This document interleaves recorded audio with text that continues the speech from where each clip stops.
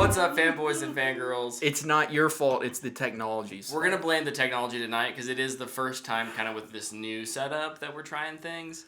Welcome to TV Talk. Tonight we are going to be chatting about The Lord of the Rings of Power. Season 1 just wrapped, and we're pretty excited about all of the fun things. What's up, buddy? Oh, I'm looking at the camera. I wasn't trying to. All of the fun things that were revealed. But before we get to spoilers, we're going to do a spoiler-free review. So, guys, I feel really awkward in the frame of, like, I'm just like... What are your overall spoiler-free thoughts on The Rings of Power Season 1? Yes. Oh, done. Short and sweet. I like that review. I agree. Yes. I loved it. I love the show. I think it's one of my favorite shows of the year. Nice. It might be because it's Lord of the Rings. Yeah. It gets a little I'm extremely biased. Yeah. And I acknowledge that. But I loved it. I think there was only like one moment in the entire show where I was like, it could have been a little better. Yeah. I'm with Luke. I had a really good time watching this entire season. I was just happy to be back in Middle Earth, and they didn't, it wasn't, I don't think it's like the best show ever made, or, No. But it's, certainly not, like, I don't feel like they got it wrong. Yeah. And that's what is so important, especially dealing with a property as big as Lord of the Rings. Mm-hmm. So yeah, big thumbs up for me. I am very excited for season 2. I feel like they laid a really, really solid foundation. Yes. Yeah. Yeah, I think that Just gonna try to get I think for like what this first season was trying to do, which overall the whole show is going to be a lot of time compression, but specifically this season and what it's doing to reintroduce us to kind of the world of Tolkien, and I think it did end up giving us quite a bit to enjoy. Even for me, who nitpicked the heck out of it, That's what we do. I ended up really, really We've all done that. enjoying the final episode. I think tied it up in a nice, clean way. Would I have done things differently? Absolutely. At the same time, I think it worked. Mm. And at the end of the day, that's what matters. Did you land the plane? I think they landed the plane. Yep. Good. I thought they did a really good job of not forgetting things said or done in episode 1, Mm-hmm. which I feel like is pretty rare. Like especially for like Galadriel this season. In the first episode, she's told, "You're the one probably keeping this evil alive," and she was like, she's the one that brought Sauron back to Middle Earth. So it's like kind of all on her at this point. Yeah, they do a really good job as well, I think, bringing, referencing the movies. We know that this isn't like canonical. That doesn't really matter in the long term, but it's also not truly a prequel to the movies. Like, it's what did they say? They said it's like they want it to be inspired and influenced by the films, but it's not truly a like, hey, you can line these up and they will fit together real nicely. Making a puzzle. That said, they do some stuff, especially in the last episode with Galadriel, that harkens back to the Fellowship of the Ring. The foundations of the earth. Right? And ties it in a way that's like, oh, yeah, I remember that. And like, for me, it worked really, really well. Just that scene. Gosh, I loved that scene of Yeah. Sauron being like, "I never lied to you once." And like just like seeing his little wheels like spin, like how this whole season he's like, "Oh yeah, I can kind of take it over." Yeah. He's feeding them the ring idea. And did he influence Celebrimbor in the actual lore or not? Yeah, so, and that's I don't know. Are we getting into spoiler territory there? probably a little bit. Yeah. But I will say this. One of the things I think the show does a decent job of, when I kind of mentioned this, with the time compression, it simplifies things. do I wish that he had had a little more of a role in that?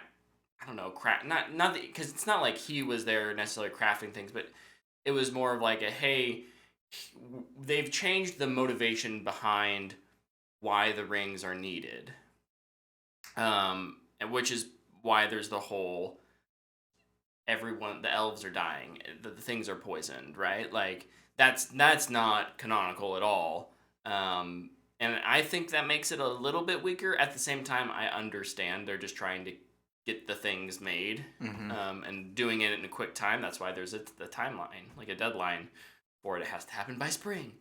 But yeah, no, I think that relationship there between him and Celebrimbor felt good and organic, and like maybe two people who were just excited about being into the same thing. Yeah. Oh, a rock. So yeah.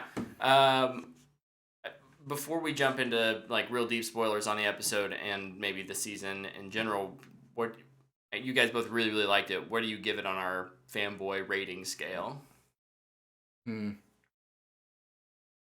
It's a fanboy worthy for me. Yeah. I think it fits there. Yeah, I agree. Yeah. I think I give it a fanboy worthy as well. I'm probably near the lower end of that, but I do think it does a really good job of being true to Tolkien and kind of what we know as Lord of the Rings in cinematic form. Yeah. Obviously, book form is way different. Yeah. And that's fine. I feel Those like things still exist in their own, format. This is just another kind of interpretation of maybe what may have happened. I feel like probably the hardest thing that they had to accomplish was just like getting the right vibe and tone of what we know from Peter Jackson's movies. And I feel like they nailed it. So I feel like my review is really simple, down to like the bare bones of our review recommendation system, which is if you like Lord of the Rings, I think you'll really like this. Yeah.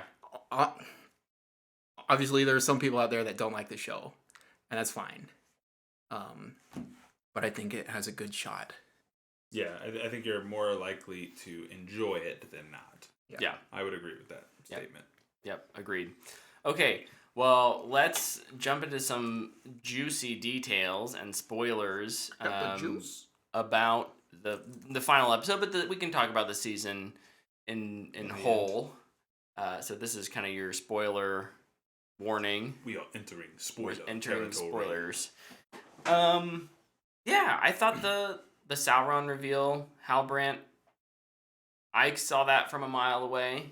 I wasn't disappointed by it. I thought especially once he was able to do his monologue, that gave me a lot of hope for like this guy as an actor to be able to play that role. Mm-hmm.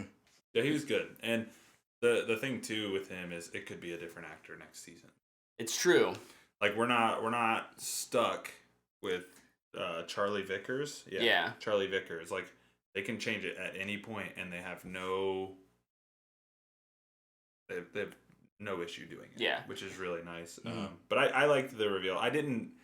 So like when they kind of do the bait and switch thing with the stranger, and they were like they called him Sauron, and I was like, no, I ain't buying this. I think everybody was like, okay, it's definitely not him. So like it's Halbrand, right? Yeah. Even though I'm over here going horse or Disa, like Yeah, I just thought that was a funny. Once they did that, I was like, okay, you can 150% rule him out. But yeah, I mean, Halbrand was suspect number one for us for most of the season. It was always most likely him. Yeah. Like, it was fun to try and think of really dumb theories, though. But, like, even just in this episode, I thought they did really good, like, making me think, like, did he shapeshift? Because, like, when Celebrimbor is talking, he's like, power over flesh. And I was like, did he switch to Celebrimbor? Right. And then, like, after Galadriel comes out of the water and is talking to Elrond, is like, is he Elrond? Right. Like, I was getting nervous that he was like just shapeshifting. He didn't. Especially with the Elrond bit. I was like, oh boy. Yeah. Oh boy. I really liked in that reveal too, like instead of just like showing a bunch of old scenes, like flashbacks to this moment and this moment, like we've seen with a lot of reveals in other shows. Like I love that it's like, no, we're just gonna transport them to the location where this thing happened, and we're gonna give you like these subtle little like nods to what we did earlier in the season. I just thought that was so good. Yeah. Like I liked that a lot. I thought that was a cool way to do it. Yep. Yeah, and him kind of... That was in his monologue, too. Right. So, yep. Which was really well written. Yeah, the different scenes were being back in Valinor with her brother, and that emotional hit, being on the raft, and then, the camera turn. That shot was so good, dude. Where you see the reflection, and you're like, oh. Yeah. And I, at the end of the day, I, maybe would still argue that Galadriel could have used a little more character work. I think I like her being the one that Sauron is like trying to influence, and like that temptation there, that worked for me. Maybe her headstrongness was maybe a little too on the nose over the course of the whole season, but I do think for the most part that paid off, because it's like, oh, well, look what it did. Yeah, they used her to kind of string Sauron along. Yeah. Yeah. Also, like, just on that raft scene when they're, like, yelling at each other, I thought they did a really good work. I don't know if it was VFX or if it was makeup, but, like, with his eyes. Yeah. I thought it looked super cool. Yeah. I liked that a lot. Like, he kind of went full on... Evil. Yeah. Like a villain that looks evil. Mm-hmm. Not like a attractive Hellbrand, but like a Dark Lord. Yeah. And of course now the internet's like all over Daddy Sauron, and like I would have. It's Gil, Gaddaddy, and Daddy Sauron. Daddy Sauron. I don't know. That's just funny to me. But kudos to those actors, and looking good, and. Yeah. Good for you for Sauron's a hunk. Oh, what did we think of the other storylines? We had the other big one in this episode. The finale was with the Harfoots and the Stranger. What did you guys think of that reveal or tease? Still? I really enjoyed. I enjoyed it. I really did. I liked how they let you confirm that it was Gandalf without saying his name. Follow your nose. That and like the stars, it's called the Hermit's Hat, and his little speech when he like blows up the magic people. Like it felt so much like Gandalf. Yeah. Mm-hmm. Even like in his tone of voice when he's like the veil's been kind of a little more lifted. The way the actor spoke reminded me of Ian McKellen. I was like, oh, good job. Yeah. I still see lots of there's lots of chatter about like, oh, it still might not, like it still could be one of the blue wizards, or it could be Sauron. Yeah, it could. And honestly, like, to be fair, the Sauron thing is one that I kind of subscribe to. It could be because of them calling him Sauron. Like the names are close enough that maybe I can subscribe to that. Him being Saruman. Yeah. Because Saruman's not always bad. No. And so like I think that's heck, he's good in The Hobbit. Yeah. Right. So it's like I could see them going that route. Mm-hmm. I still like it's like 90-10. Yeah. I'm pretty sure it's Gandalf, but like there's 10% of me that thinks like, it could be Saruman. They can do that. I'd be okay with that. Yeah. I guess this is getting into like speculation land for future seasons, but like what is It's my favorite Rune? kind of land. Like what is that? It's a land. It's like a country. Land of the free, home of the brave, home of the Chiefs. Oh, they lost. It's essentially they kind of turned the like Mordor, the Southlands, into what Rune was, which was kind of the people who Sauron, the men that Sauron had like really Morgoth's bros. followers, right? Like Okay. they were people who were like kind of sided with them. So Rune could be anything. Yeah, and my guess is they will. Homie's going to Hogwarts. He's gonna go way out there, and they're gonna find other wizards. I definitely don't think it's gonna be a friendly place. Yeah, they unite and fight for Sauron. Yeah, so it makes sense that the magic people would come from there if they're searching for Sauron as their Lord and Savior. Have you heard the good news? But that there's nothing really in the books about Gandalf going out there. Yeah, he's never been there. Some of I think the Blue Wizards may have.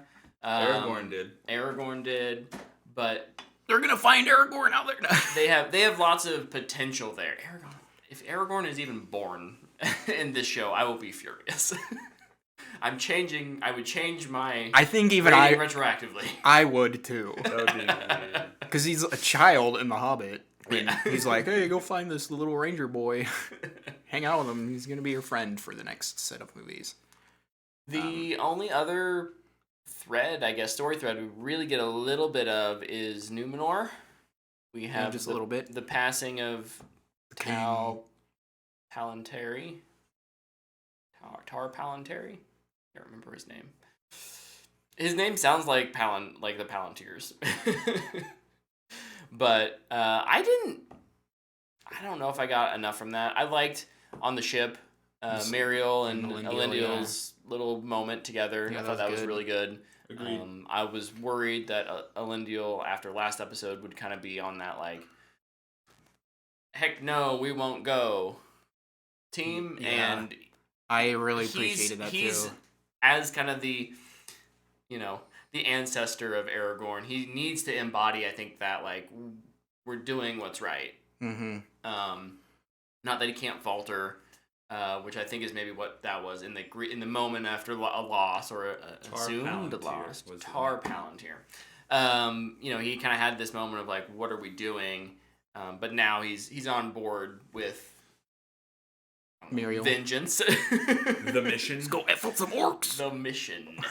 The mission. Which is exciting because what I thought we got this season in episode 5 or 6 with the battle, I thought was what we're going to be getting probably next season, which is Numenor comes back and F's up some folks. Yeah. Oh yeah. They're gonna bring the thunder. Yeah. I feel like the little consider me hyped. yeah, Hype levels rising. the little bit with Isildur's sister and the king, I feel like was just like a little tease for season 2. And like the old counselor man, he's gonna probably fight for Numenor throne against the queen. Oh yeah, the good talker. I'm so excited. Yeah. I'm so excited to see you guys figure out what happens with that whole storyline. I'm really excited for Numenorian politics, and then to watch half of them probably die. Yo, they're gonna get messed up. We did not get a reveal that Isildur is alive. Thought that was strange. I was pretty surprised by that. I think what's the reasoning behind that? I just think they know that the main group watching this knows that he's alive, and so why spend time in the finale? They know that we know. Correct. So why waste time? So why waste time in the finale to do that? Like, we don't need it. And give me a post-credit scene. What do you... No. God, no. What do you... What is this, Netflix? Netflix wanted an MCU approach to this product. Glad that didn't happen. I'm so glad, too. I just don't know that it would have added anything to the finale. That's fair. Like, that makes sense. It just does nothing. Yeah. So, my opinion. Plus, it's gonna make that moment so sweet when Elendil comes back. Isildur turns his head. And then Elendil's gonna see him and he's gonna be like... And then he's gonna take an arrow. Isildur! And then arrow to the heart. And Elendil dies. Arrow to the knee. There you go. I was an adventurer like you once. Well, we do know how Elendil dies. Shh, spoilers. Oh, sorry. So we're in spoilers. You know? Oh, we are in spoilers. Haven't you seen The Lord of the Rings? The absence, and it didn't bother me, but we didn't get any more of Arendir and what's her Oh, name? Brawin. Brawin. Yeah, They're or the kind of- Southlanders. Yeah, I think their story was kind of at a stopping point, anyways. They're the after- C plot. Yeah, and like they got to where they were going. They're Yeah. safe for now, and that's For really now. it. Yeah. yeah, for now being the key word there, because they will have their own. We're gonna join him next season, and there's gonna be little Aranor and Bronwyn babies. Oh my. Theo's gonna be babysitting. He's gonna be like, I freaking hate Theo's this." gonna look like he's aged 10 years for the next season. You're gonna be like, what happened? Like, yeah, well, there's some years between these. Imagine if a show did that like 3 times in one season. Or imagine if like Actually, Game of Thrones is freaking amazing. So your kids, from Stranger Things did that too. They aged up a lot. fair enough. Fair enough. Yeah. Similar issue. It's called puberty. We also didn't get anything with Durin and the dwarves. I think Nice little tease for season 2. I think the Well, we end need- of, we the need more end of mithril. season 7 was, or end of episode 7 was kind of a natural stopping point for them. That felt like it wrapped itself up pretty good. Yep. So I'm always a little bummed when I don't get to see The destruction of Khazad-dûm. funny man. Dude, I'm be sad. I'm so excited. I'm just excited for like these destroying cities. I want to watch Numenor get destroyed, and I want to watch Khazad-dûm get Well, destroyed. because like it's such a point of focus. Like it's talked about so much in the movies, and you're just like, You get to see probably now get we're to gonna see see Aragon it. get It's destroyed. it's more of a Yeah. we're gonna get shown, not told. And What that's cities really nice. don't get destroyed that we haven't been to yet? That we haven't been to, Or that we have been to, sorry. Grammar, not my strong suit. I don't think whatever the capital of Linden is probably won't get destroyed. I need a map. But that's the only one. I do hope, this is, I guess, one thing I would want them to change. Yeah. Not that the opening credits are bad. I think they're nice, the music is nice cool little visuals. But can we just, like, have a map of, like, Middle Earth so I can kind of know where everything is? Yeah. I feel like I don't know where Eregion or Linden or any of these places are. Like, even, like, Numenor. Like, is it here or is it here out in the ocean? It's like when they're sailing their boats, I was like, It's I don't in know. the water. Yeah. Yeah, that's something that I think we maybe took for granted or didn't truly appreciate with Game of Thrones when they kind of They show you the map every episode. and it changes based on what's happened in the world. Yeah. That is brilliant. That's like really great passive storytelling. It's something that the credits are something that everyone always does, and what we're gonna do is we're gonna tell you a little bit of what's been going on ever since over the course of this season, and we'll show you what you should be where are people and what the geography of it all. I think it worked really well. So yeah. I'm gonna just try. Tyler's over here just being awkward. I love it. I didn't blink that whole time. I'm impressed. For those of you who are listening on audio, Got we multicam. have a multicam set up now, and anytime it's on like the close up of me/Tyler, Tyler just really leans into it and is staring. Try at to the make it camera. weird. So feel free to check out the YouTube video and be awkward with us. Yeah, it's pretty funny. It's great. So one thing we kind of glossed over with the Harfoot stories is Nori leaving, go with the stranger. It wouldn't be Lord of the Classic, Rings without a classic. hobbit going on a quest with a wizard. So yeah, I cried. Oh yeah, her saying goodbye. It was good. It was the line when she was talking to her dad and she said, I listened. And I was just like, woo, don't need that. Nope. And I just started bawling. Yeah. I was like, man, well done. It's good. That was Yeah. a good scene. Harfoots were in this episode, so obviously 10 out of 10. But Was like, this the episode where they even with probably the had emotions. the most screen time? It's It's pretty close.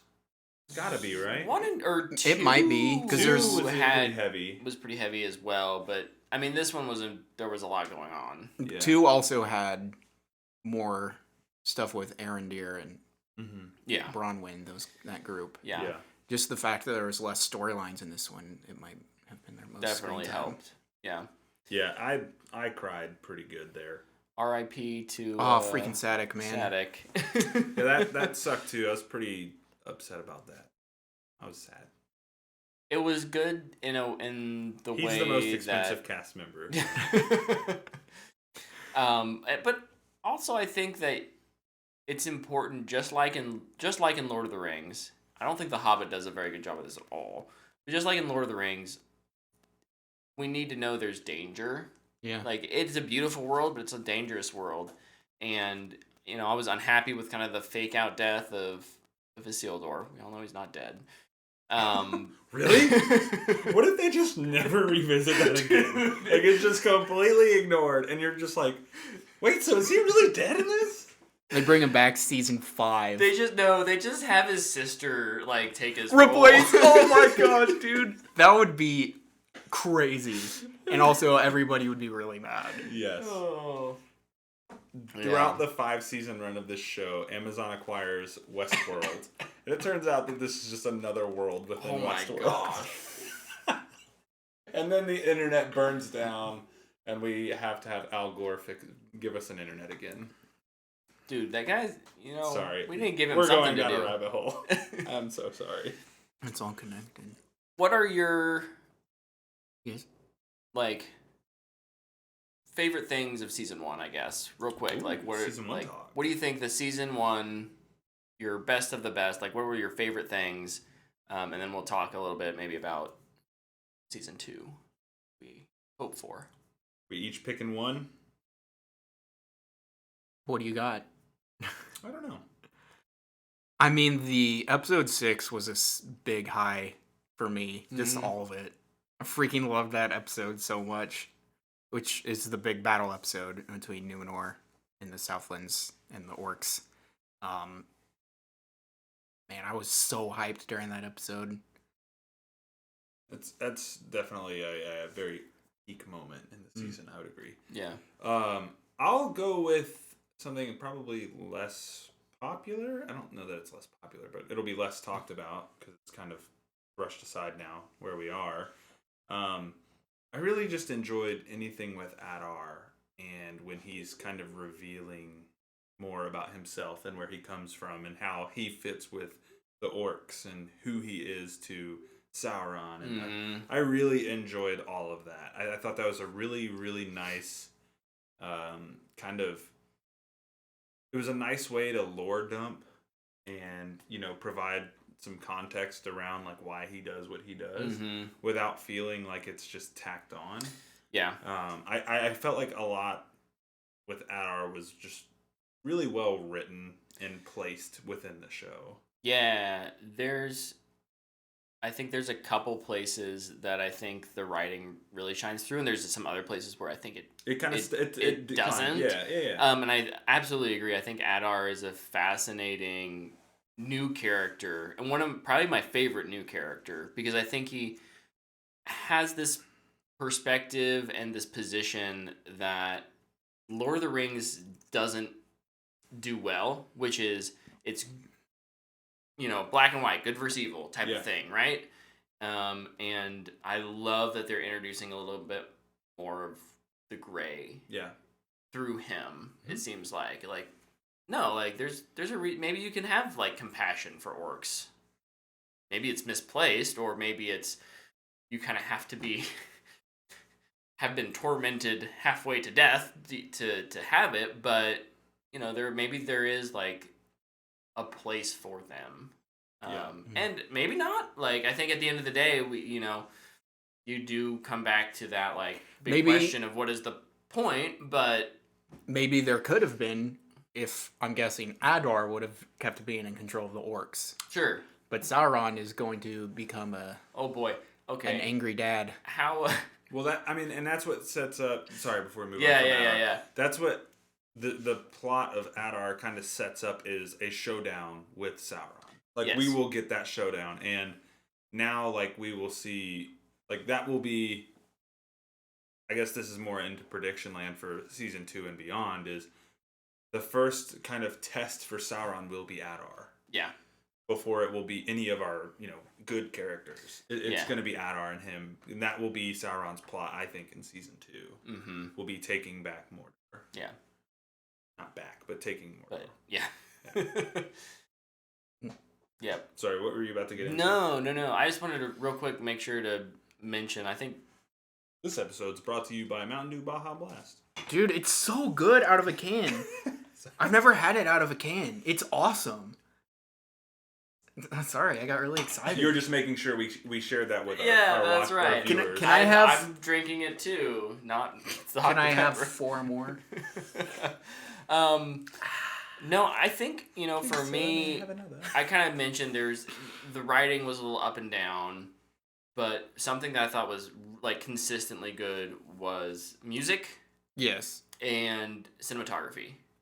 Like, I think consistently through the whole show, whether... Mm-hmm. I think there were 3 different directors. 4. Or 4. I was actually looking at this, which is really weird. And I thought, like, overall, it all felt very cohesive.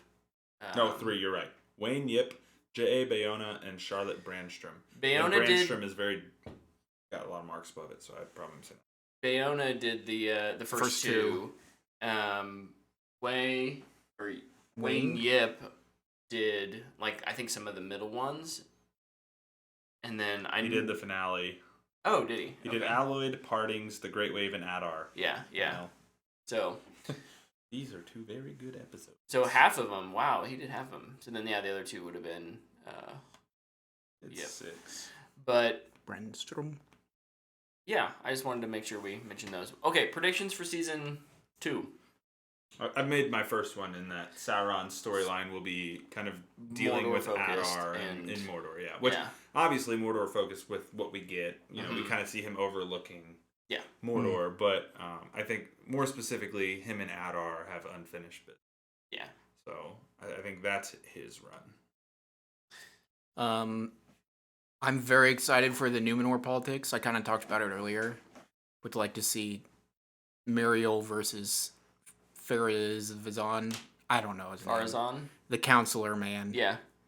I want to see them get into it politically. I want to see some debating. We can get some Middle Earth debates. Maybe a punch up on the the pulpit. On the podium? The podium, yeah. Rune, I'm excited for Rune. I feel like it could just be anything at this point if there's nothing really solidified in lore. Yeah. I'm just really excited to see how they use their rings. I'm really curious about the 16 rings that we haven't seen yet. Like, how many does in lore those were all created first, and then the elven rings were created last. But we haven't really even been introduced to any proper kings of men, right? Like, Numenor would be maybe the only one. I'm curious if we'll have a little big old meeting of, hey, there's a bad guy down here. Maybe we should like help each other out here. Yeah. And some will probably be like, we're still loyal to Morgoth. We're independent, or we'll help. And yeah. Dwarves, I don't even know. I'm sure I think they're gonna find out about the rings and be like, well, we'll go mine now. We can get magic rings out of it. Yeah. I'm really curious how they're going to kind of pit. Pit's maybe not the right. I maybe think they will pit. Sauron may try and pit the other races against the elves. Like, they're trying to get. Look at all this power they're trying to get. He does get the dwarves from Rune. Oh yeah. But like, even during the third is like very like, no, I'm not gonna help the elves. Like, they had their chance, and I could see him coming in maybe in a different form to influence them and be like, the elves are trying to gain all this power. They're being crazy, and then same maybe something similar or maybe even different with the humans. Who makes the rings for the humans and dwarves? Is it Sauron or is it the elves? Or is it their races? I believe for themselves. Someone in the chat, feel free to correct me if I'm wrong. I believe Sauron and the elves create the first 16. Then Sauron goes away. The elves create their 3. Because they're like, ooh. Because theirs are the only ones that aren't like truly connected to the one, which is why they can still use them. Yeah. Not be turned into. Sauron assisted in the creation of the 9 rings for men. But it doesn't say who he assisted with. I'm pretty sure it was the elves and Celebrimbor. That's kind of his big deal. I'd love to see, and there'll probably be, I don't know how much maybe we'll get of it.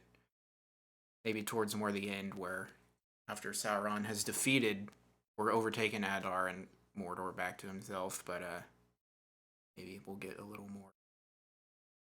Hey, you want some power? Why don't you make this ring? Yeah. I'll help you do it. You dwarves are smiths. Those are making powerful rings. They want to take over everybody.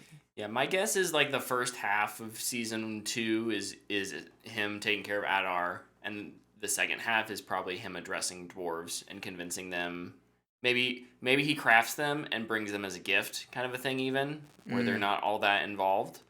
But just as a like, we got to get those. Then we somehow have to establish these realms of men.